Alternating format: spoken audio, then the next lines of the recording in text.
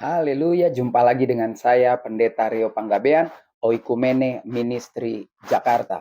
Apa kabar saudara? Saya berharap saudara selalu berada dalam keadaan kuat, sehat, penuh dengan sukacita. Dan jangan mau sekalipun diintimidasi oleh si jahat sehingga semangat kita melayani Tuhan menjadi kendor oleh karena situasi yang tidak kita inginkan.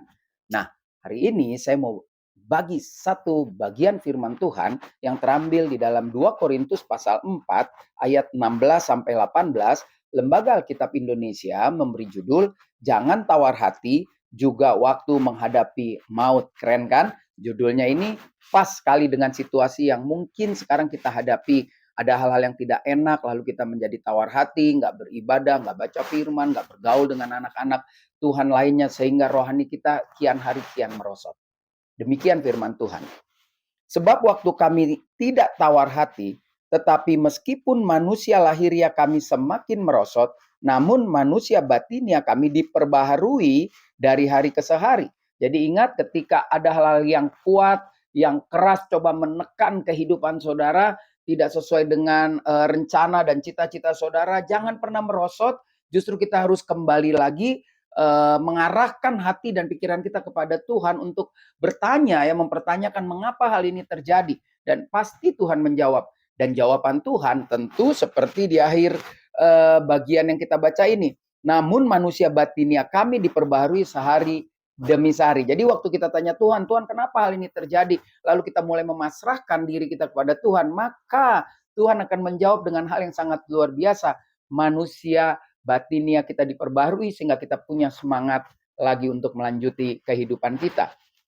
Ayat 17, sebab penderitaan ringan yang sekarang ini mengerjakan bagi kami kemuliaan kekal yang melebihi segala-galanya, jauh lebih besar daripada penderitaan kami. Perhatikan baik-baik, ada penderitaan, tapi itu ya kecil sekali jika dibanding saudara dengan kemuliaan kekal yang melebihi segala-galanya ini yang akan Tuhan berikan. Jadi masalah itu harus kita rasakan dan kita anggap seperti awal ayat 17.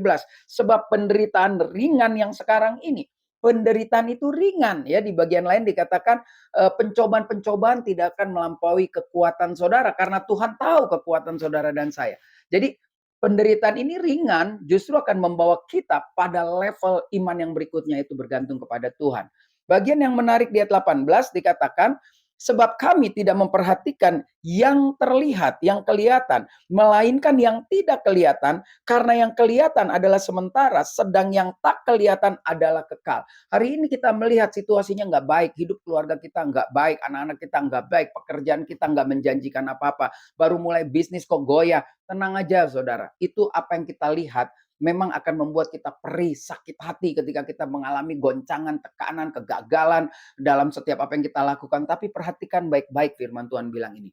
Yuk jangan perhatikan yang kelihatan. Perhatikan yang tidak kelihatan. Siapa itu? Perhatikan Kristus Yesus di surga yang memang kita tidak lihat dengan kasat mata. Tetapi ketika kita mempertaruhkan hidup kita, menaruh hidup kita, mempercayakan hidup kita kepada Tuhan, maka waktu kita terus mengerjakan apa yang diperintahkan oleh yang tidak kelihatan itu, maka saya percaya yang tidak kelihatan itu kekal dan kekekalan itu akan sampai dan akan tiba mendarat di hati saudara dan saya. Jadi hari ini pesannya sederhana. Ada penderitaan, yes. Ada kegagalan, yes. Ada tantangan hidup, yes. Tetapi itu semua ringan. Karena lewat proses itulah kita semakin menjumpai siapa yang tak terlihat itu. Karena itulah yang menjadi pusat perhatian kita untuk melakukan kegiatan-kegiatan yang kita lihat di depan mata. Jangan pernah menyerah, sekalipun jangan katakan aku menyerah, tapi tetap mengatakan bahwa apa yang kualami ini adalah ringan dan aku akan mengerjakan hal-hal yang Tuhan perintahkan di tempat yang tidak terlihat untuk mengalahkan semua yang terlihat oleh mata saudara dan saya. Saya Pendeta Rio Panggabean, Oikumene Ministry Jakarta. Sampai jumpa pada perenungan berikutnya. Tuhan Yesus memberkati.